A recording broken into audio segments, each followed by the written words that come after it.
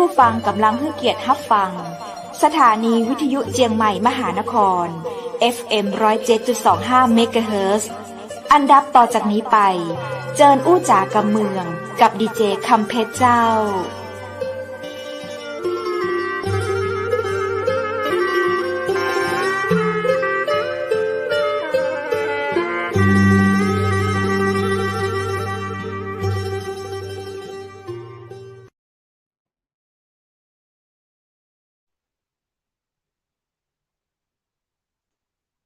สวัสดีเจ้าสวัสดีคุณผู้ชมที่ฮักและก็ตึงหาชัดนักนะเจ้า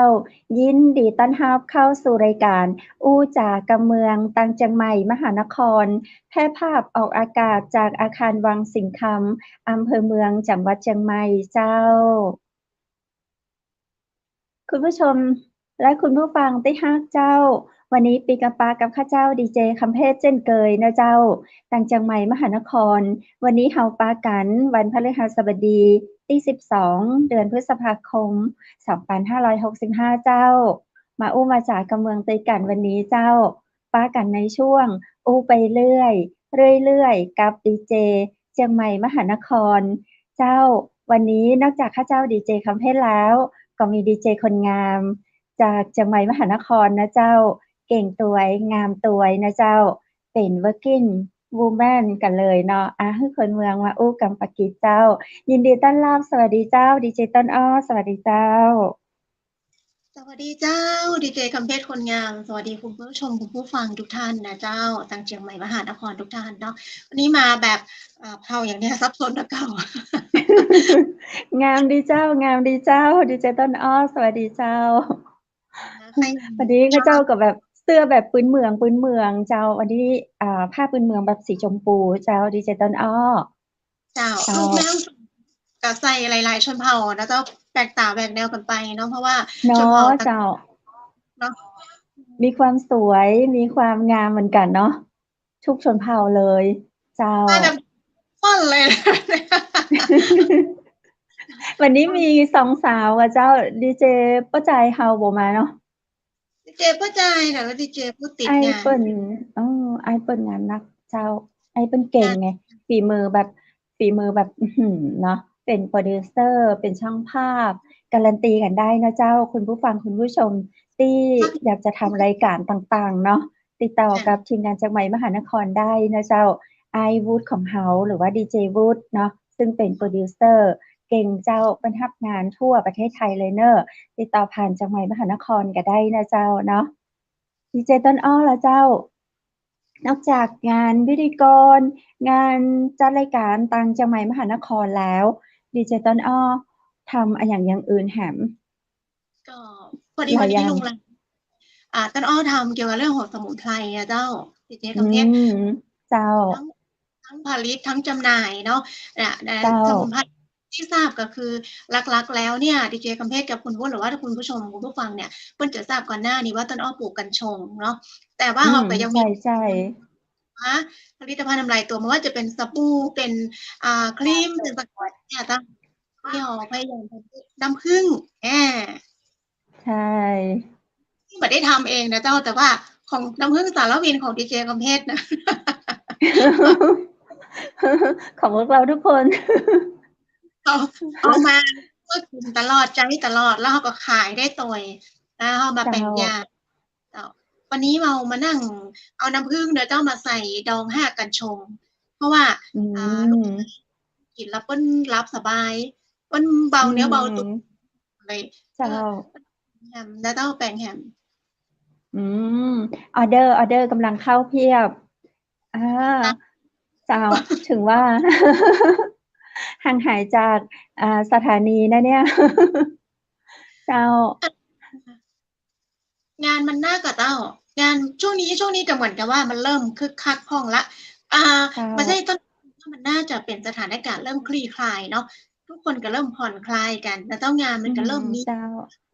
การเดินทางไปที่ไหนเนี่ยคนก็จะเริ่มไม่แบบผ่อนคลายต้องเหมือนกับมันคลายล็อกห้องอะไรเจ้าเนาะเริ่มคึกคักที่ปลายนี่นักท่องเที่ยวนักขนาดเลยต่างชาตินักขนาดเลยเจ้ามาดีใจเนาะดีใจกับพี่น้องประชาชนบ้านเฮาเนาะเจ้า ไปกับ แต่มาแอลแบบบอก จาก ไม่มี เชี ส ยงให ตา ม่ งค์ ตะใดเจ้า แต่ว่าไม่มีสตางค์กันเท่าใดนะมาแบบชิวๆอย่างเงี้ย เนาะไปนี่ห่างจากเชียงใหม่กี่กิโลเจ้าดีเจต้นอ้อ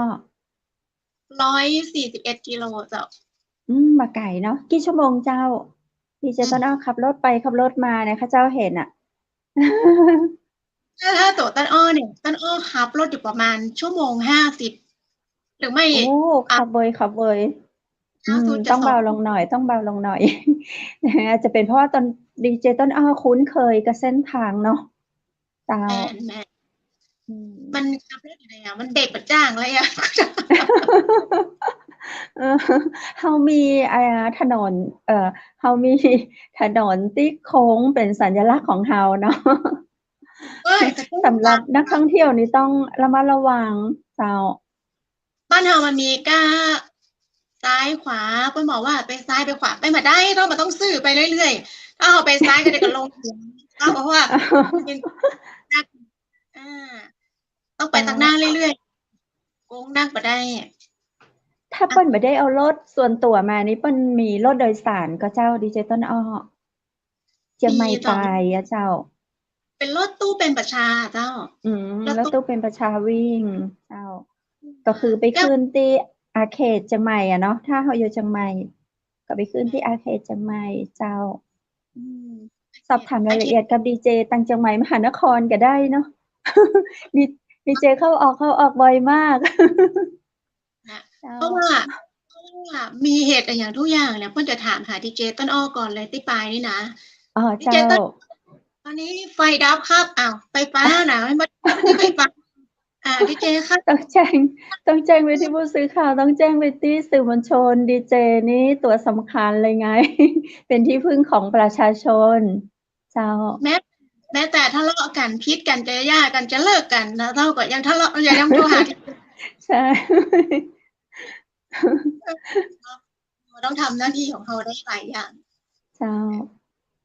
ดูแลใส่ใจแฟนรายการเนาะเจ้าแม่เสลียงแม่เสลียงข้าเจ้าอยู่เชียงใหม่อ่ะดีเจต้นอ้อเดี๋ยวข้าเจ้าปาดูที่สถานีวิทยุเชียงใหม่ก่อนกันละกันเนาะ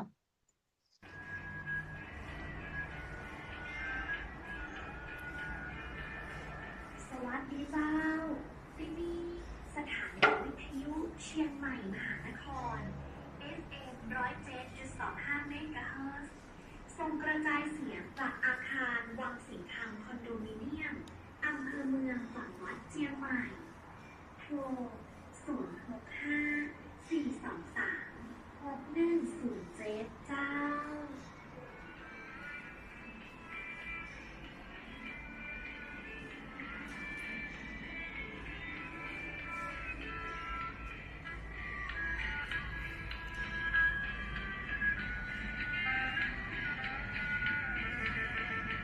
เจริญเจ้าฟังเจ้าฟังเจ้าฟังเย็นฟังเมื่อค่ำฟังเมื่อคืนตื่นมาฟังได้กู้เวลา FM 107.25 เชียงใหม่มหานครเจ้า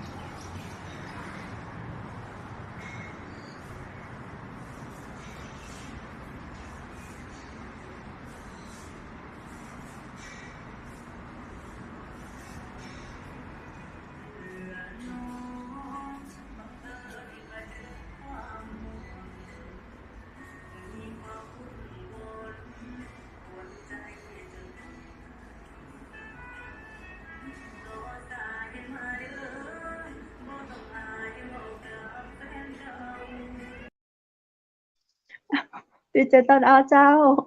อ้าวนี่ยังกันอยู่ เปิดให้คุณผู้ชมได้เห็นภาพ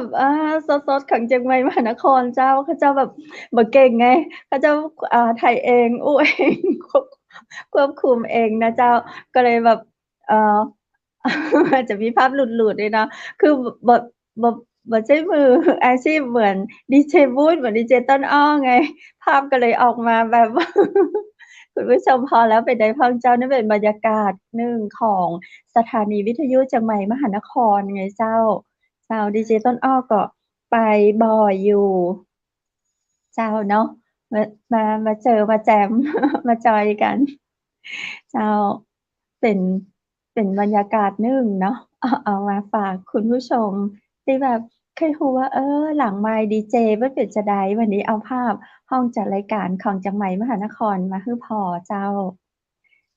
ถ้าถ้าถ้าเปิงใจอยากจะชมต่อบอกได้นะเจ้า คุณผู้ชมคุณผู้ฟังดีเจต้นอ้อ เจ้าแม่นวันนี้มีแฟน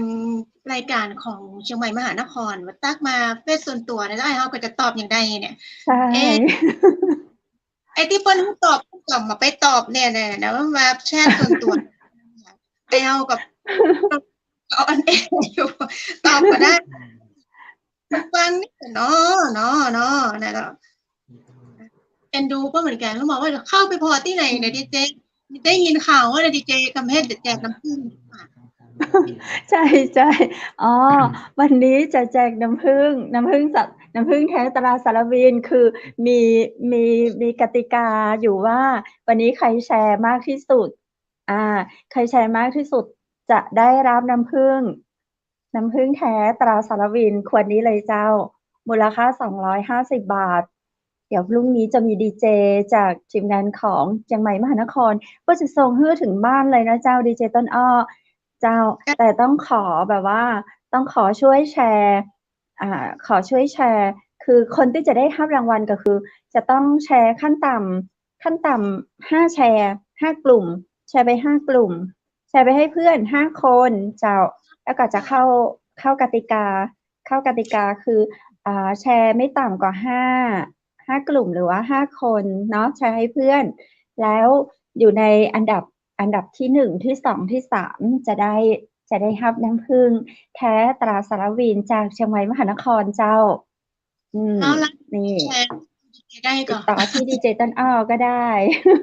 เดี๋ยวดีเจต้นอ้อจะแชร์ ดีเจต้นอ้อจะแชร์แล้วก็รับเป็นลังๆ เจ้า โอ้ย คุณผู้ชม กินส เจ้า บาย ใช่เนาะวันนี้ น้ำผึ้ง เชียงใหม่มหานครแจกฟรี แจกฟรี ใช่ มีโควต้ากี่ขวดเจ้า 3 ขวดเจ้า คือแชร์มากที่สุดลำดับ1ลำดับ2ลำดับ3เนาะแชร์มากที่สุดลำดับ1ลำดับ2ลำดับ3จะได้คนละ1ขวดนะเจ้า จะได้คนละ1ขวด วันนี้แจกตั้ง3ขวดแน่แล้วแต่ว่าคนที่แบบว่าแชร์ก็ขอให้ขั้นต่ำขั้นต่ำ5กลุ่มแชร์ให้เพื่อนหรือว่า5คนได้เลยนะเจ้าเนาะก็มาดูว่าลำดับ1ลำดับ2ลำดับ3น้ำผึ้งแท้น้ำผึ้งตราสารวินเราดูเรื่องของการผลิตที่ได้มาตรฐานเรามีภาพให้ชมด้วยดีเจต้นอ้อจ้ะ ผู้บริโภคก็จะได้มั่นใจว่าของดีของแท้เนาะผ่านอย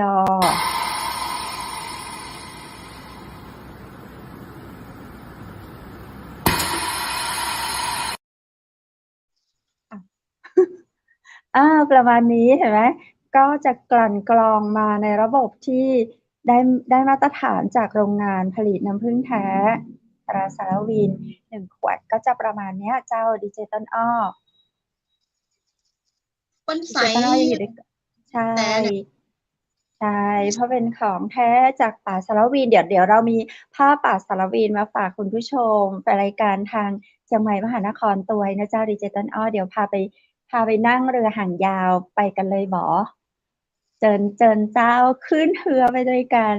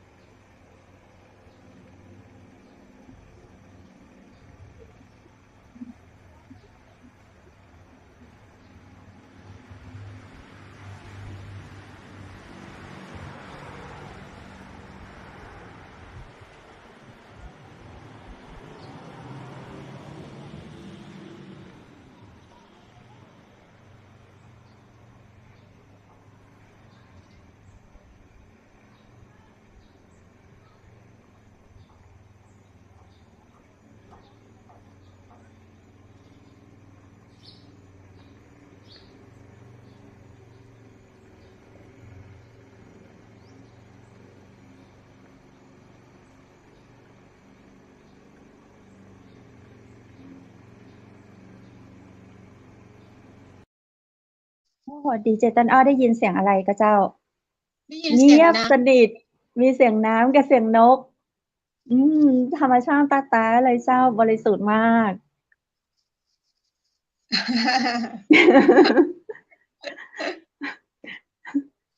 อย่าเดี๋ยวถ้าไม่พอใจเดี๋ยวพาไปอีก ไปไหนกันได้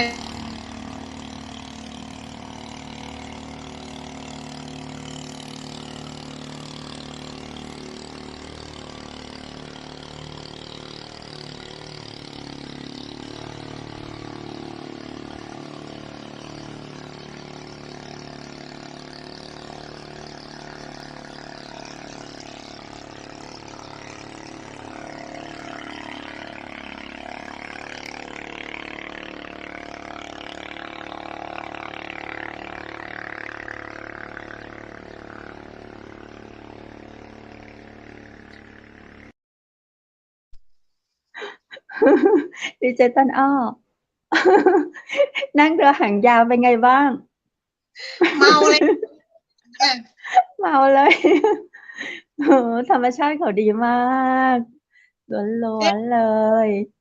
เราข้ามฟากไปแอลดะฟากปูนกับเจ้า หรือว่า ใช่ ล่อง ฝั่งไทยกับฝั่งเมียนมา เจ้า อืม ใกล้ๆกันเลย แถวจุดผ่อนปลนการค้าชายแดนอะไรอย่างก็ ใช่แล้วใช่แล้วศพเมยนี่เป็นน้ำเมย เป็นน้ำเมยนะไม่ใช่น้ำสารวิน เป็นน้ำเมยค่ะน้ำแม่เมย ที่อะไรนะก่อนถึงแม่สอดค่ะก่อนจากท่าสองยางมาหรือว่าก่อนถึงท่าสองยางประมาณนะคะจะมีแบบบริเวณที่เป็นชายแดน เป็นตะเข็บชายแดนที่เขาเลาะ วัดที่เราเห็นเมื่อกี้ก็จะเป็นที่จริงเขาอยู่ฝั่งไทยนะวัดเมื่อตะกี้ แต่เวลาเราไปเนี่ยก็จะเป็นแบบพระก็จะเป็นพม่าหมดเลย จ้ะ คนแถวนั้นก็จะพูดพม่าหมดเลย คนไทยไม่มี คนไทยจะมาอยู่กันในเมือง บริเวณนั้นก็จะเป็นแบบป่าเป็นป่า แต่อยู่ติดถนนใหญ่เลยนะดิเจต้นอ้อได้เคยไปเส้นแม่สอดหรือยังเจ้า แม่สอดเหรอเจ้าเคยไปเจ้า เจ้า แต่ว่าตอนอ้อเคยขับมอไซค์ไปเมื่อก่อน มันจะ อ๋อ รู้ท่า ไปเส้นศ อ่ะ พเมยศพเมยท่าสองยาง แม่เมยไปเส้น ใช่ เส้นนี้คิด เลาะไปทะลุ ไป ตา ยังไงอะไปมอเตอร์ไซค์ไปเที่ยวกับเจ้า ไปทำงานเจ้า ไปทำงานแต่ว่า อื ขับมอ ม เตอร์ไซค์ไปตัวเนี้ยแต่ว่าหนทางมันลำบากเนาะ อ๋อเจ้า ลำบาก อื ก็เลย ม นี่หนทางแบบลูกรังหนทางบ่ดีมากๆอะเนาะ เดี๋ยวนี้พัฒนาแล้วเจ้า แม่น เปิ้นแต่งขนต่างดีเจ้ารถเก๋งรถหยังก็ไปได้สะดวกสวยเจ้า อ๋อรถเก๋งก็ไปได้ค่ะเนาะ ใช่เจ้า แล้วหน้าฝนนี้เหรอเนาะ ได้ ต่าง เจ้าได้ ได้เนาะ เจ้า อ๋อ ถนนจะดีกว่า เส้นทางออบหลวงแถมเจ้า คือ ถ ทาง น ออน บหล ดี วง หลวงนี่ยังถือว่า ออ ดีแล้วนะ ออบ แสด ห ง ลว ว่าง แต่ นี่คือถนนแคบแล้วก็อะหยังก็ค่อนข้างจะมีถนนสู้ดินสไลด์ แล้วก็ทำถนน ปรับปรุงถนนอยู่เรื่อยๆ เนาะเจ้า แต่เส้นแม่สอด แม่เสลียง ถนนเปิ้นก็จะโอเคนะ แล้วก็ธรรมชาติเยอะแล้วสวย แล้วรถวิ่งน้อย รถวิ่งน้อย แต่ว่า ส่วนใหญ่ นี่เปิ้นจะใช้ถนนหลักสายไหนอะเนาะ บ่ได้ใช้สายนี้เป็นหลัก สาย ใช่ เพราะว่ามันใกล้ ถ้า ชา ค ยแด น น ใช่ มันเป็นตะเข็บชายแดน แล้วก็บริเวณนั้นมันก็จะให้รถวิ่งช่วงกลางวันจะปลอดภัยกว่า เพราะว่ากลางคืนบริเวณนั้นจะเป็นถนนที่แบบเลาะ เปิ้นฮ้องว่าอะหยังก็ที่พักพิง ผู้อพยพเจ้าศูนย์พักพิงจะมีแบบเยอะมาก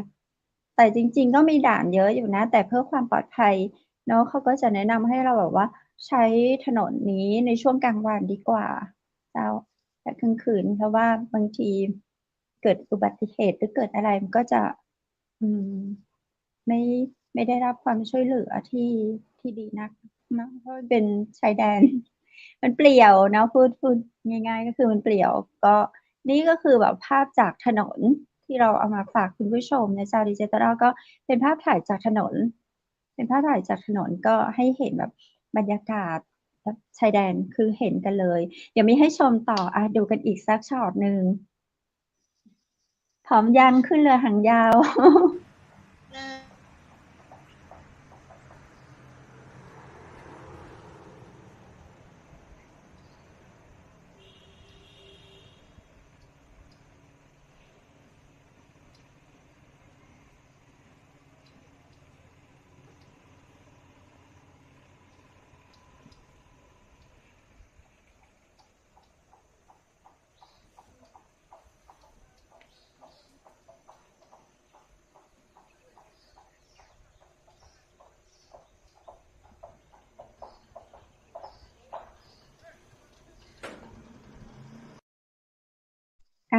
สวยก็เจ้าดีเจต้นอ้อเนี่ยธรรมชาติล้วนๆเลยก็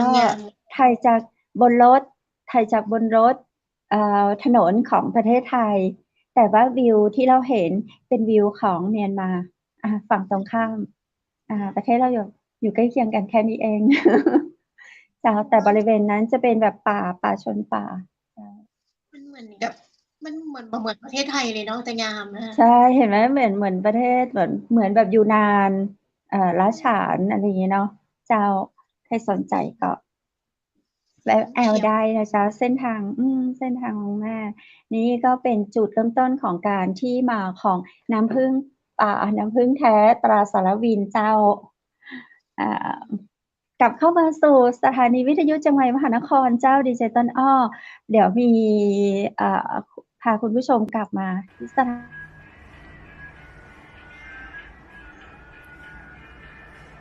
สวัสดีเจ้าที่นี่สถานีวิทยุเชียงใหม่มหานคร FM 107.25 เมกะเฮิรตซ์ส่งกระจายเสียงจากอาคารวังสิงห์ธรรมคอนโดมิเนียมอำเภอเมืองจังหวัดเชียงใหม่อยู่เหมือนเดิม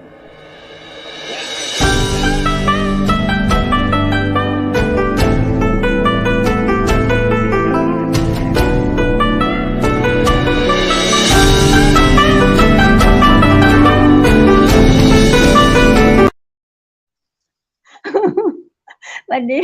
นี้ปาแอลปาเล่นนะเจ้าคุณผู้ชมคุณผู้ฟังงงไหมงงก็ถามกันว่าดีเจ2 คนนี้มาเล่นอย่างกัน ปกติเนาะเขาก็จะมีโฆษณาแล้วก็เปิดเพลงคุณผู้ฟังแต่วันนี้ดีเจกำเพชรกับดีเจต้นอ้อปาไปขอบชายแดนเมียนมาแล้วก็ปิกมาสถานีเฮานะเจ้าเชียงใหม่มหานครอยู่อย่างกลางเวียงเชียงใหม่เลยเนาะดีเจต้นอ้อเจ้าแต่วันนี้ดีเจต้นอ้อเฮาไลฟ์สดจากอำเภอปายเจ้าสวนไปแอลปายมีอย่างแนะนำเจ้าเอามาโชว์กันหน่อยต้นอ้อไปทำอะไรที่ปายมาโชว์คุณผู้ชมคุณผู้ฟังเราหน่อยคือจะบอกว่าเสียดายมากเลยเตรียมคลิปไว้แล้ว2 คลิปวันนี้แต่ว่าต้นอ้อแชร์เพราะว่าออกมาแล้วต้นอ้อแชร์มาจ้างคือจะแบบเอามาบรรยากาศวิวงามมากเอามาฝากต้องเป็นวันพัดหน้าแล้วล่ะใช่วันพฤหัสหน้าน่าเสียดายมีสักช็อตไหมส่งมาทันไหมเนี่ยส่งมาคำเพชรควบคุมวันนี้คอนโทรลเองนี่แบบงงๆนะเรียบร้อยแล้วไฟมันใหญ่แล้วเจคำเพชรเปิดขึ้นมาเนี่ยก็อยู่คือเกินกลางนะระหว่างเฮาใช่คือที่เปิดมาได้เกินกลางของเฮาที่เขาได้เห็นภาพไปนี่คือไม่อยากให้เขาหลุดเฟรมไงเดี๋ยวดีเจต้นอ้อดีเจคำเพชรหลุดเฟรมจริงๆแล้วคุณผู้ชมข้าเจ้าบอกว่าเวลาเราเอามาออกในโปรแกรมของเราเนาะในโปรแกรมของเราจะต้องเป็นภาพแบบภาพด้านแนวนอนแบบขวางแนวนอนแต่ทีนี้ภาพที่ข้าเจ้าได้มาตะกี้ที่เอามาฝากคุณผู้ชมเนี่ยเป็นภาพแนวตั้งลักษณะของการลง Facebook เนาะก็จะแบบเป็นตั้งไลฟ์สดตั้ง Facebook จะเป็นภาพตั้งและทีนี้เราเอามาในโปรแกรมของเราเนี่ยถ้าเอามาตั้งเนี่ยเอาภาพขึ้นเต็มมาได้เจ้ามันจะเป็นแบบได้ช่องประมาณตะกี้เจ้า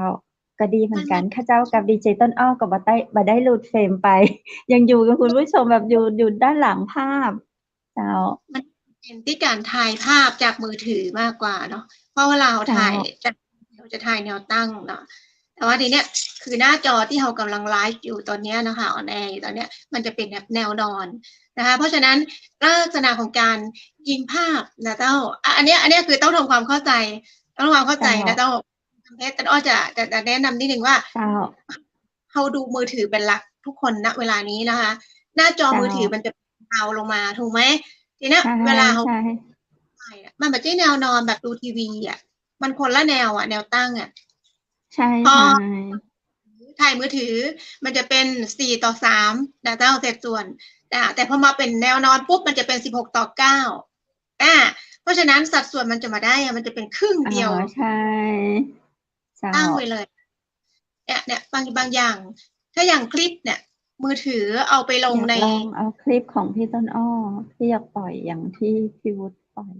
อยากรู้ว่าจะขึ้นแบบเต็มจอไหมเต็มไหมของที่พี่ต้นอ้อทำมาก็ลองแล้วก็มาเอามาปล่อยตรงนี้ใช่ป่ะได้เต็มจอพี่ต้นอ้อปล่อยไม่ได้เพราะว่าไลน์อยู่ในมือถือตอนนี้เราไม่เป็นไรเดี๋ยวลองสัปดาห์ลองพฤหัสหน้าเพื่อจะลองมาควบคุมแล้วก็อยากปล่อยงานที่ดีเจต้นอ้อไปถ่ายทำอ่ะอยากปล่อยแบบเต็มจอเพราะเพชรดูเมื่อสัปดาห์ที่แล้วเห็นปล่อยไม่เต็มจอมันก็เลยเห็นภาพแบบไม่เต็มที่เนาะแล้วอยากเห็นแบบอยากเห็นงานที่เต็มจออยากเห็นเป็นพาสของดิจิตอลอ้อเลยอย่างนั้นขึ้นกลางๆไปก่อนเดี๋ยวสัปดาห์หน้าเดี๋ยวถ้าไม่ติดอะไรจริงๆเดี๋ยวจะมาคอนโทรลแล้วก็ปล่อยผลงานดิจิตอลอ้อกันรอติดตามชมนะเจ้าคุณผู้ชมคุณผู้ฟังเนาะสัปดาห์หน้าทุกวันพฤหัสบดีเช่นกันแหละถ้าดิจิตอลอ้อติดภารกิจอย่างเจ้าดิจิตอลอ้อก็จะพาคุณผู้ชมออกไปนอกสถานที่เหมือนกันเนาะพาไปแบบเห็นกันเห็นผลงานเห็นงานเห็นกิจกรรมแบบเต็มเลยบางทีเราก็ยังมีอย่างข้างนอกมาฝากคุณผู้ฟังเนาะคุณผู้ชมเนาะใช่นั่งอยู่อู้กันอยู่แค่2 คนอยู่ในห้องเนี่ยคือพอผมว่ามาแบบมันเหมือนกับหลอกคือเปิ้นจินตนาการเอาใช่คุยแล้วแบบได้เห็นแหมหน้า2 คนนี้ไม่ได้เห็นอะไรจริงเลยวันนี้ให้เห็นของจริงแบบป่าน้ำเมยป่าสารวีนเนาะเดี๋ยวมีภาพอะไรนะ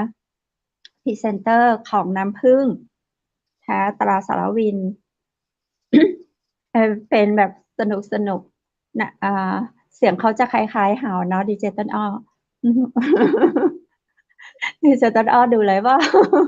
คุณผู้ชมเดี๋ยวมีภาพมาฝากน้ำผึ้งค่ะต้องน้ำผึ้งสารวินนะเจ้ากินได้เพราะควรนี่ก็บอกอ้วนแต่จะหุ่นดีผิวสวยมีออร่าหน้าตามันก็บอกเหมือนเฮานะหน้าตาเป็นงามกว่าเฮาแต่เสียงมันก็คล้ายๆเฮาเนาะไข่เนี่ยเป็นหน้านั่นสิหน้านะเนี่ย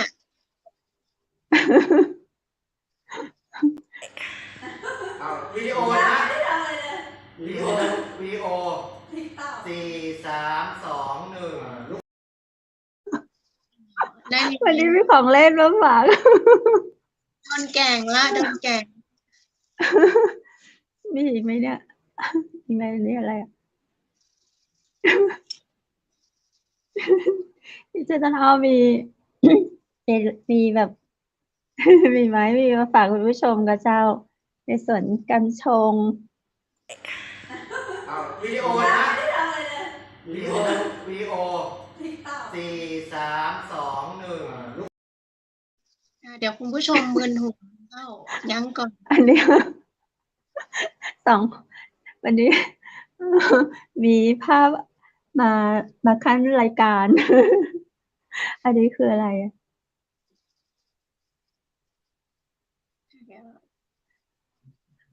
หึน้ำผึ้ง จะคลุกคลักน้อยหนึ่งนะเจ้าวัน มี นี้ ใช่ใช่เพราะว่าดีเจคัมเพสมาฝึกคอนโทรลก็จะมีแบบฝึกดูนำเสนอวิดีโอ แต่มันจะเป็นวิดีโอที่ถ่ายมาแนวตั้ง ก็จะได้เห็นแบบแค่ครึ่งหนึ่ง ก็ดีเนาะเขาไม่ได้ทิ้งให้ดีเจ2 คนพิธีกรหายไป มีอีกช็อตนะดีเจต้นอ้อไม่รู้ว่าอันนี้คืออะไรเขาส่งมา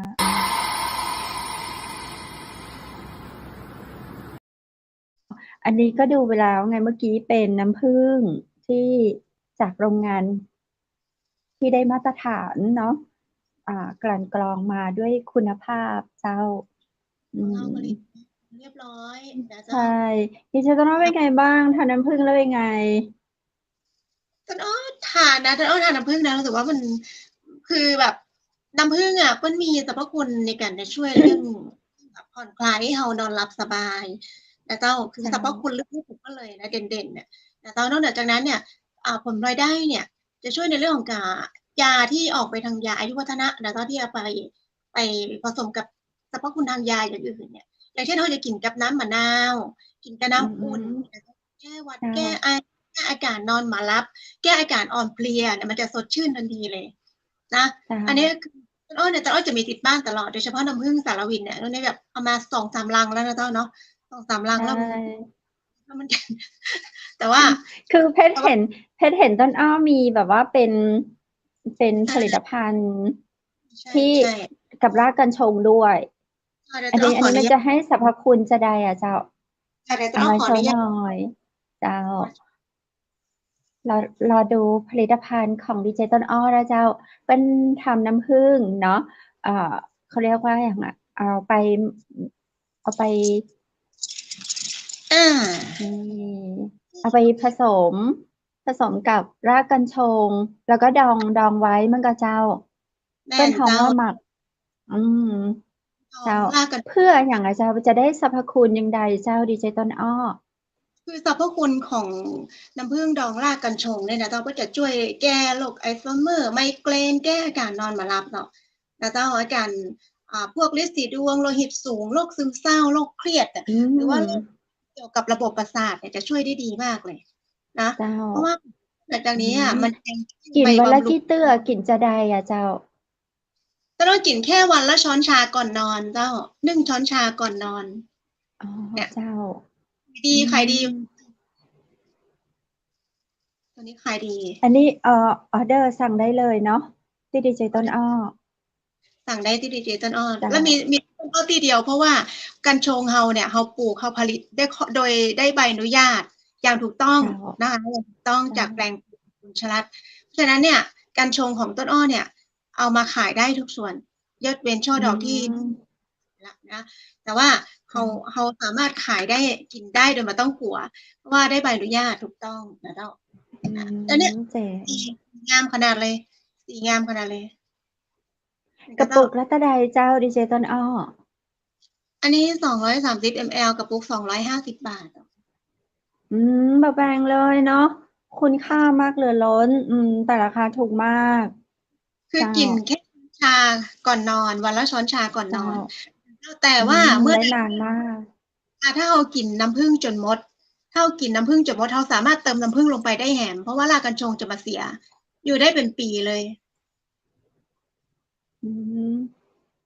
ม ก็ ใน คื ยี่ อ ห้อ เติมน้ำผึ้งเข้าไปได้เรื่อยๆ เติมน้ำผึ้งเราก็สามารถเติมน้ำผึ้งเข้าไปเรื่อยๆ เจ้า ใช่ แล้วก็ซื้อเป็นแพ็กเกจคู่ดิจิตอลอ้อจัดไว้เป็นแพ็กเกจคู่หรือเปล่า อ๋อ เจ้าติดต่อดิจิตอลอ้อเบอร์อย่างเจ้า 0983619199 เจ้าเบอร์โทรอย่างเดียวเบอร์ห้องไม่ต้อง ถ้าโทรไปตอนนี้เนาะกดไลค์กดแชร์ลุ้นรับฟรีลุ้นรับน้ำผึ้งแท้ตราสารวินฟรี1 ขวดเจ้าโทรไปเลยโทรตอนนี้ได้โปรโมชั่นนะเจ้าได้โปรโมชั่นน้ำผึ้งแท้ตราสารวินฟรีนะเจ้าก กดไลค์กดแชร์แล้วก็โทรไปสั่งซื้อตอนนี้เนาะ250 บาทต่ออันเจ้าเนาะแล้วก็แถมน้ำผึ้งตราสารวินให้อีก1 ขวดโอ้คุณผู้ชมคุณผู้ฟังเช้าวันนี้ใครจะโชคดีเป็นผู้โชคดี1 ใน 3ของแฟนรายการเชียงใหม่มหานครเนาะวันนี้เปิ้ลแจก3 ขวดคนที่กดไลค์กดแชร์มากที่สุดนะเจ้าขั้นต่ำมาต่ำกว่า5 คะแนนเนาะมาต่ำกว่า5 คะแนนก็คือ5 แชร์นะเจ้าก็จะได้รับของรางวัลนะเจ้าสำหรับคนที่กดไลค์กดแชร์มากที่สุดนะเจ้าวันนี้3 ขวดเน้นย้ำว่า3 รางวัลลุ้นรับกันหน่อยนะเจ้าก็เดี๋ยวพรุ่งนี้เปิ้ลจะจัดส่งให้ทันทีเลยแล้ววันนี้ถ้าใครอยากได้สมุนไพรดีๆเนาะช่วยกับน้ำผึ้งก็ทานก่อนนอนวันละ1 ช้อนชาติดต่อดีเจต้นอ้อได้เลยบอกเบอร์โทรย้ำอีกทีละเจ้าขอเบอร์โทร0983619199แล้วก็0983619199แล้วก็อยากได้น้ำผึ้งแล้วก็โทรมาอยากได้กัญชงก็โทรมาแล้วก็อยากจะขอเพลงก็โทรมาแล้วก็แต่อยากจะขอยืมสตางค์บ่มีแล้วบ่ต้องโทรมา ติดติดต่อโฆษณาสนใจอยากจะร่วมรายการก็ติดต่อได้เลยเนาะที่เบอร์โทร0983619199นะเจ้าแต่เราดูแลเรื่องโฆษณาอยู่เพราะว่าช่วงนี้เราต้องเริ่มมีเรื่องของการ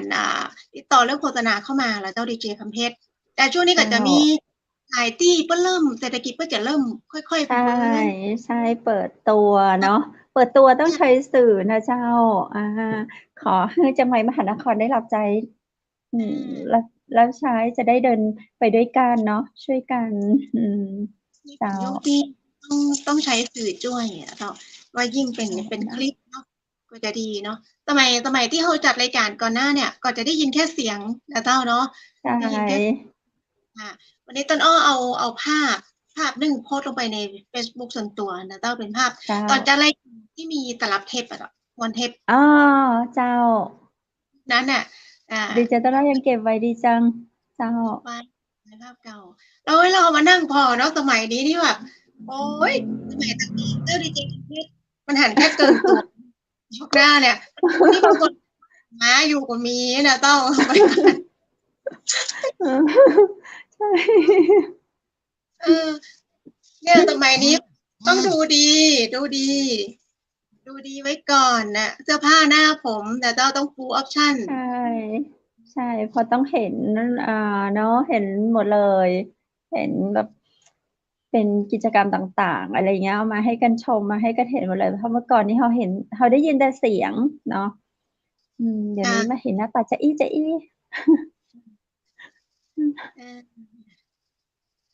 ก็มันโลกมันเปลี่ยนนะเจ้าดีเจคำเพชรเจ้าพอโลกมันเปลี่ยนนะเราก็ต้องปรับเปลี่ยนรูปแบบของการเข้าถึงคุณผู้ชมคุณผู้ฟังแต่เจ้าอย่างเปิ้ลนอนฟังในรถอย่างเงี้ยเจ้าเปิ้ลจะเปลี่ยนมาเป็นพอร์ตหน้าจอแต่ก็ยังมีคนกลุ่มหนึ่งที่เปิ้ลไม่ได้ไปเสพสื่อหรือว่าบริโภคมือถือเป็นหลักนะเจ้าเปิ้ลไม่ได้ไปดูแค่หน้าจอเป็นหลักเปิ้ลก็ยังมีคนที่เปิ้ลฟังอยู่วิทยุเนาะอย่างพวกแม่หมอนรุ่นฟังอยู่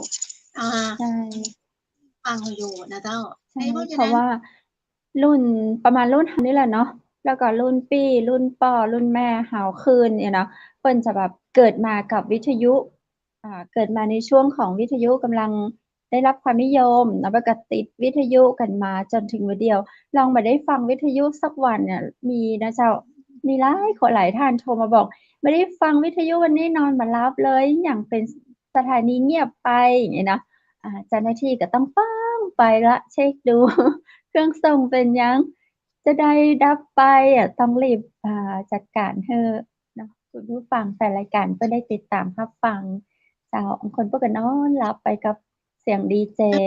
เสียงดีเจต้นอ้อก็ม่วนเจ้าไม่แม่เจ้าต้นอ้อกำลังจะอู้อย่างกันเนี่ยว่ามีวันนั้นน้องใส่แมสเนาะป้าเขาก็เข้าไปตัดใส่แว่นตาดำใส่หมวกแงบคือความจริงคนจะมาตรงหูจักแล้วนะจะมีไข่หูจักแล้วใส่หมวกแงบใส่หน้าแว่นตาดำใส่แมสเรียบร้อยแล้วมันมีไข่หูจักแต่เพิ่นจำเสียงนะเจ้าดีเจคำเพชร อันนี้ดีเจต้นอ้อก่อนนี่ไอ้เฮากับสะดุ้งอ่ะ จำเสียงไงเจ้าเพราะทุกคนจะมีเสียงเป็นเอกลักษณ์ของตัวเก่าเนาะถ้าเวลาเราจะรายการเนี่ยเพื่อก็จะได้ยินก็เสียงเฮาไงเพื่อก็จำเพื่อก็ฟังเจ้าถึงวันนี้เฮาอู้ที่ไหนเพื่อก็อ๋อนี่แหละเสียงนี้ เสียงแบบนี้ เจ้าเมื่อก่อนได้ฟังติ๊กไม้เดี๋ยวได้ฟังละเชียงใหม่ขี่รถไปก็อุ้ยได้ยินเสียงดีเจต้นอ้ออะ คนบอกให้ฟังดีเจต้นอ้อที่สวมไอ้โหลอ่ะนะเอ็กไซดีเจต้นอ้อที่เอ็กไซเขาไม่ได้เอ็กเขาสไตล์เขาเป็นไงเขาเป็นคนอู้เสียงดังบ่ได้ไอ้นะเจ้าแต่เสียงก็เป็นเอกลักษณ์ม่วนเจ้าเสียงไมค์กับเสียงอู้มันก็เนาะเจ้ามันต้องแต่ว่าเราเสียงดีเจต้นอ้ออู้กับไมค์คือจะเสียงหวานมาก เสียงม่วนฟังเพลินมาก ถ้าอู้บ่มีไมค์นี่แม่นเสียงดีเจต้นอ้อออกห้าวเล็กน้อยเสียงแหลมเนี่ยหรอว่ามันไม่ได้ผ่านไมค์แล้วเสียงโทรศัพท์มันไม่ค่อยดีเขาเนี่ยของประเทศเสียงเขาบ่ดีนะเสียงโทรศัพท์บ่ดีเขาไปโทษโทรศัพท์อย่างคนต้องใจตัวช่วยเนาะต้องใจตัวช่วยวันนี้นี่ฝนตกก็ต้องไม่เสลียงที่ปลายเนี่ยแต่ว่านี่ฝนตกไหมแต่ว่าฝนตก3 รอบแม่ที่ปลายอ่ะต่อฝนตกมา3 วันแล้ว3 วันละแล้วก็แบบกลัวมากเลยว่าเฮ้ยจะตันได้เข้ารายการก็เพราะว่าไฟพ่องเน็ตพ่องเงี้ยหรอลุ้นใช่ช่วงนี้ลุ้นว่าเน็ตจะรอดไหมเนี่ยเน็ตจะรอดไหมเมื่อวานนี้ก็ตกไปหลายทีจัดรายการทำรายการอยู่ไฟตกต้องรีบคว้าไฟต้องวิ่งตามช่วยไฟฟ้าไม่ให้ไฟตกนานช่วยกันประคองอันที่นี่ได้บอกว่าถ้าไฟมาดับมันจะไม่ห้องสอนใช่บอกว่าอะไรนะฝนตกนิดเดียวไฟก็ดับแล้วเพราะไฟแม่ฮ่องสอนคือยังไม่มีของเป็นตัวตนของตัวเองเนาะเป็นการพ่วงไฟจากอำเภอจอมทองผ่านอำเภอฮอดกว่าจะถึงแม่ฮ่องสอนมันก็ค่อนข้างจะไกลเข้าใจคงเยอะใช่แต่เราก็แลกไปกับความเป็นธรรมชาติเนาะแม่ฮ่องสอนมีเสน่ห์แต่เพราะว่าหน้าฝนมันเขียวต้นไม้ต้นตอเขียวแล้วก็งามขนาดเลย2 ข้างตาเวลาไฟดับก็อยู่ท่ามกลางแสงเทียนโรแมนติกบ่อยดักก็ไม่ไหวใช่ไหมทำงานมาได้เลยก็ต้องไอ้นั่นก่อนต้องพยายามประคองแต่เจ้าได้เขาบอกว่าเขาจะได้แก้ปัญหาในเรื่องของเนี่ยฝนมาไฟฟ้าดับอินเทอร์เน็ตลุดหนทางแล้วนะอันนี้มันมาเป็นของมันเลยนะเจ้าบางทีก็เจ้าหน้าที่ทำงานสัก2 วันถ้าทำงาน2 วันดับไป2 วันนี่คือประชาชนในแม่ฮ่องสอนนี่โดยเฉพาะอำเภอปายเนี่ยแทบจะดิ้นตายกันหมดเลยนะเจ้าอยู่มาได้เลยนะเจ้าเพราะว่าผู้ประกอบการธุรกิจต่างๆมันมีนักไงค่ะมันนักแต่ถ้าจะว่าน่ะคือเปิ้นอยู่ก็แสงเตียนอะไรอย่างตำบลดอยแล้วก้มเหี่ยเตียนเหี่ยเปิ้นบ่ได้ร้อนละเมื่อจะให้ไฟจากสุดแต่ถ้าคนในเมืองไฟดับเกิน1 วันเนี่ยโอ้โหไวลั่นเลยเนาะตู้ไอติมจะแล้วพ่องกาแฟชงบ่ได้พ่องร้านกาแฟแอร์บ่มีลูกค้าพ่องเนี่ยใช่ไหมทุกอย่างมันกระทบหมดเลยนะใช่ตอนนี้ไฟฟ้าก็ขึ้นราคาเนาะค่า PF ก็ขึ้นสูงมากจากรู้สึกเป็นครึ่งต่อครึ่งเลยนะพระเจ้าไม่แน่ใจว่าขึ้นตะใดจำนวนแต่ว่าไม่แน่ใจเจ้าแต่ว่าครึ่งต่อครึ่งประมาณนี้เจ้าแต่ว่าตั้งรัฐบาลเพื่อกับอากาศนะเจ้าดีเจต้นเอาว่าจะลดค่าไฟช่วยเพื่อประชาชนที่ใช้ ไฟบ้านกับธุรกิจขนาดย่อม เจ้าเปิ้นจะมีบ่ฮู้เปิ้นจะช่วยอย่างใดเนาะอาจจะเป็นส่วนลดจากตังไฟฟ้าให้เลยอะเจ้า อืม นี่เล่นเอากันที่เจ้าเล่นขึ้นกันเลยนะเหมือนน้ำมันเลย อ๋อ น้ำมันขึ้นที ใช่ แต่ตอนเนี้ย คะ อีซาวเนี่ยเจ้าที่ไปนี่เกือบ42 บาทแล้วนะ อื แป๊บเดียว เจ้า สาม ใช่อืม คือเรามองว่าผลกระทบที่เกิดกับประชาชนของเราเนี่ยคือประชาชนและละหมู่เราเนี่ยต่อได้รับผลกระทบหนักมากในเรื่องของสาธารณูปโภคเจ้าค่าครองชีพนั้นสูงขึ้นโดยที่แบบแทบจะบ่รู้ตัวกันเลยนะแต่ทุกคนเนี่ย ใช่ อัดกับเรื่องของสถานการณ์โควิดท่องเศรษฐกิจภาพรวมน้ำมันขึ้นอย่างเดียวมาใจเนี่ยเจ้าทุกอย่างลองไปพอนะเจ้ามาว่าจะเป็นชูรสน้ำปลาอย่างทุกอย่างของกินเฮาเนี่ยขึ้นหมดเลยไข่เคอเนี่ยขึ้นหมดทุกอย่าง ใช่ พวกนี้แก้แหงนะเจ้ายังมาขึ้นจ้ะ อืมใช่ คนตกงานก็เยอะ นักมีคนตกงานกันนะ เจ้า ขนาดห้างดังยังปิดตัว เนาะไม่มีตังค์จ่ายค่าไฟ ล่า โห สุดที่ 22 ล้านอะไรเงี้ย เชียงใหม่มันก็ เจ้า ค้างค่าไฟ 22 ล้านต้องไปจ่ายค่าไฟก่อนเขาถึงจะให้เปิด ก็น่าเห็นใจเนาะ นัก2 ล้าน เอ เนาะ อ ใช่ โอ้โฮ 22 ล้านเนาะ ก็คืออยู่สบาย เปิดแอร์อยู่ห้างสรรพสินค้าเลยเนาะแอร์ไฟอะไรอย่างเงี้ยเขาต้องเปิดตลอดอยู่แล้ว ไฟฟ้าใช้ตลอด 24 ชั่วโมง แล้วเศรษฐกิจเป็นจะอี้แล้วก็ไม่รู้ว่าจะ เป็นยังไง โชคดีที่เราไม่มีห้างใหญ่อย่างเขา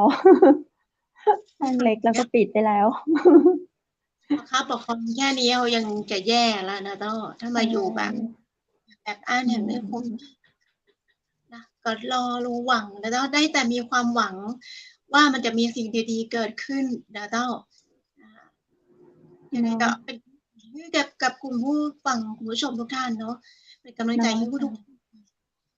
ที่กำลังเผชิญสถานการณ์เดียวกันนะร่วมชะตากรรมหันจะว่าอันเลยผู้ร่วมชะตากรรมแล้วว่าเราเองเขาก็เป็นกับ เจ้าโชคดีนะที่เรายังมีแบบผลิตภัณฑ์เนาะผลิตภัณฑ์ที่แบบดูแลสุขภาพเราได้อย่างน้อยแล้วก็ทานน้ำผึ้งก่อนนอน1 ช้อนชาอย่างดีเจต้นอ้อก็ทำให้เรานอนหลับได้สบายไม่คิดมาก ไม่เครียด ถ้าเราไม่มีพวกนี้คอยเนาะคอยดูแลสุขภาพเราสุขภาพจิตก็แย่สุขภาพกายก็คงแย่ไปด้วยอีกน้ำผึ้ง1 ขวดเอาไว้ติดบ้านแล้วกันเนาะเป็นทานได้เป็นปีมั้งวันละ1 ช้อนชาอย่างดีเจต้นอ้อแนะนำวันนึงน่าจะได้เป็นปี หลายเดือนมากเลยแต่ถ้าต้นอ้อเนี่ยต้นอ้อมาถึงนะต้นวันละ2เช้าเย็นคำว่ากินนักของต้นอ้อเนี่ยน้ำผึ้งไม่ได้ทำให้อ้วนนะเจ้าอย่าไปเข้าใจผิด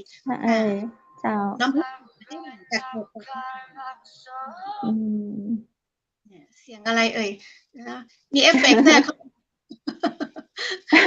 คือแบบห้องจัดรายการไงมันก็จะมีเพลงอะไรอย่างเงี้ยเนาะเพลงอะไรเพชรก็ดื่มเพชรก็ดื่มไม่ถึงกับดื่มหรอกนะเพชรก็ทานน้ำผึ้งเจ้านี่เป็นฉลองแบบว่าเป็นของฝากเป็นของแบบของฝากจากเชียงใหม่มหานครจากสารวินเนาะก็ไม่ต้องเดินทางไปอย่างเพชรก็ได้แต่ว่าถ้าใครสนใจอยากจะเดินทางไปก็ได้นะเจ้าเนาะดิเจต้นอ้อเจ้าอู้กันแบบอู้กันแบบเพลินๆกันเดียวดายน่ะถึงช่วงสุดท้ายของรายการกันแล้วอ่ะเจ้าบัดบอกว่าได้จะได้สาระบ่ได้สาระเพราะในช่วงนี้เจ้าคุณผู้ฟังคุณผู้ชมเป็นช่วงดีเจอู้ไปเรื่อยนะเจ้าพยายามที่จะแบบเรื่อยๆให้ได้สาระเนาะจะได้เนาะเอาม่วนกันแล้วกันนะเจ้าฟังแล้วมีความสุขมากกว่าเนาะมากกว่าความทุกข์ที่มี ใครที่มีความทุกข์อยู่มาฟังกันน่าจะมีความสุขขึ้นนะเจ้าใครที่มีความสุขอยู่แล้วมาฟังรายการจากเชียงใหม่มหานครก็เพิ่งมีความสุขยิ่งขึ้นนะเจ้าแต่ในเรื่องของความทุกข์กับความสุขนี่เนาะเปิ้นว่าความทุกข์มันก็มีอยู่แล้วตั้งแต่เฮาเกิดแต่จะใดก็ตามข้าเจ้าและทีมงานเชียงใหม่มหานครหวังเป็นอย่างยิ่งว่าคุณผู้ฟังและคุณผู้ชมจะมีความสุขมากกว่าความทุกข์นะเจ้าเพลงม่วนๆจากเชียงใหม่มหานครค่ะก็มีให้ฟังตลอด24ชั่วโมงผ่าน FM 107.25 เมกะเฮิรตซ์นะเจ้าใครนอนเวลาเปิดเพลงฟังใครรู้สึกว่าท้องร้องจะกินข้าวก็กลัวอ้วนน้ำผึ้งเจ้าเมื่อกี้ดีเจต้นอ้อไปได้น้ำ1ช้อนชาก่อนนอนจะช่วยทำให้เฮานอนหลับสบายวันนี้ลองเลยนะเจ้าเนาะโทรไปหาดีเจต้นอ้อเนอะถ้าโทรไปดึกดีเจต้นอ้อปิดโทรศัพท์เจ้าหูตัวยนะเจ้ารีบโทรไปก่อนที่ดีเจต้นอ้อจะรับกันละกันโทรไปบอกก็เลยนะเจ้าโอนเงินให้เปิ้ลทั้ง250 บาทมาได้เหรอก็เดี๋ยวมาส่งให้แถวบ้านเลยเจ้าคุณผู้ฟังคุณผู้ชมช่วงนี้จะมีส่งฟรีนะเจ้าส่งฟรีน่ามีโปรโมชั่นส่งฟรีเจ้ารีบโทรเลยดีเจต้นอ้อเน้นย้ำเบอร์โทรให้เปิ้ลแหมกำแล้วเจ้าโทรมาได้ที่เบอร์โทร0983619199นะเจ้า0983619199และแหมเบอร์โทร1นะเจ้าที่สามารถโทรไปได้ตามหน้าจอที่ขึ้นเลยนะเจ้า0826166889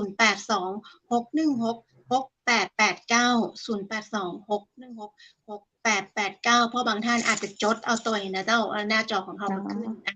แล้วก็สารวินนะเจ้าโทรไปได้ทั้ง2ที่นะเจ้าอย่าลืมนะเจ้าในเรื่องของการเนี่ยมันไม่ใช่เป็นการขายของนะเจ้าดีเจคำเพชรแต่เราอยากส่งต่อสุขภาพที่ดีเจ้าในยุคข้าวยากหมากแพงเนาะน้ำผึ้งสารวินมาดูแลสุขภาพคุณในราคาเบาๆพร้อมส่งฟรี250 บาทนะเจ้าวันนี้ใครอยากได้ฟรีกดไลค์กดแชร์นะเจ้าแชร์5แชร์5แชร์ขึ้นไปเจ้าลุ้นรับน้ำผึ้งแท้ตราสารวินนะเจ้าอันดับ1อันดับ2อันดับ3ที่แชร์มากที่สุดในวันนี้รับกันไปเลยรับกันไปฟรีๆเลยนะเจ้าพรุ่งนี้ทีมงานเพิ่นจะจัดส่งให้แถวบ้านคุณผู้ฟังเลยนะเจ้าล่ะในวันนี้ก็ต้องขอบคุณพระอาจารย์รัตน์รัตนยาโนจากพุทธอุทยานสวนบูรณรักษ์ธรรมอำเภอตำบลแม่แลมถูกไหมนะเจ้าตำบลแม่แลมอำเภอแม่ริมจังหวัดเชียงใหม่เจ้าท่านเปิดบริการสอนฟรีนะเจ้าเรื่องของการเรียนสมาธิตั้งแต่ 8 โมงเมื่อเช้าจนถึง 4 โมงเมื่อแลงเจ้าอนุโมทนาสาธุเนาะกับคนที่ได้ไปเรียนนะเจ้าและข้าเจ้าขอบคุณ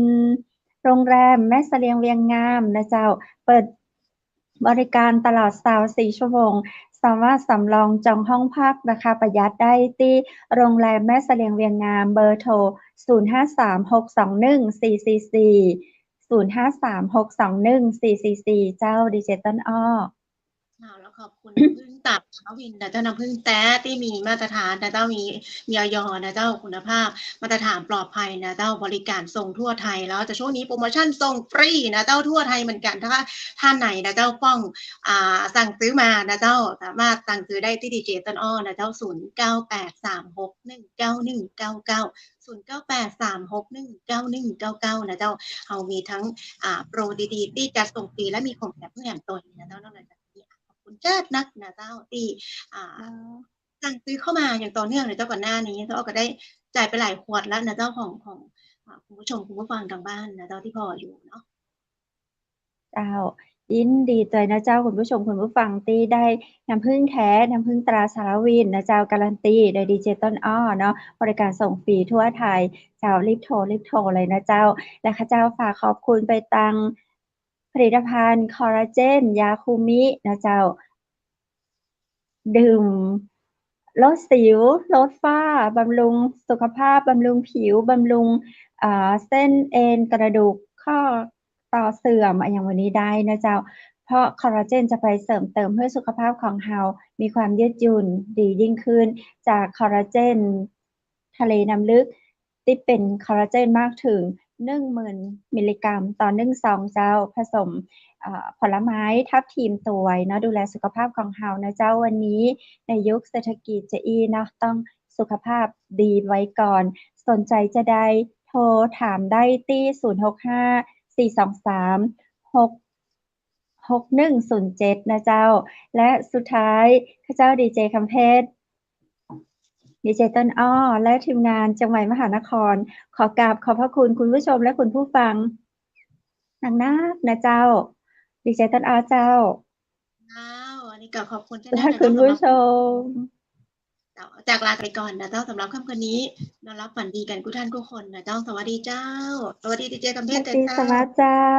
จ้าลาติสวัสดีเจ้าสวัสดีสวัสดีเจ้า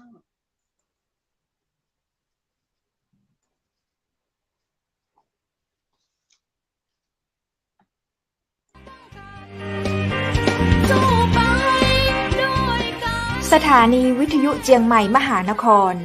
107.25 เมกะเฮิรตซ์ขอแสดงความห่วงใยและเป็นกำลังใจให้ทุกท่านในช่วงการระบาดของโรคโควิด -19 ในครั้งนี้ เพื่อลดความเสี่ยงควรสวมหน้ากากอนามัยทุกครั้งล้างมือเป็นประจำขอให้อยู่ที่บ้านให้นักที่สุดด้วยความปรารถนาดีจากหมู่เฮาเจ้าเจียงใหม่มหานครสนับสนุนโดยกาแฟโกแมคคอฟฟี่และโรงแรมแม่เสรียงเวียงงามโทร 053-621-444 และ 081-595-2883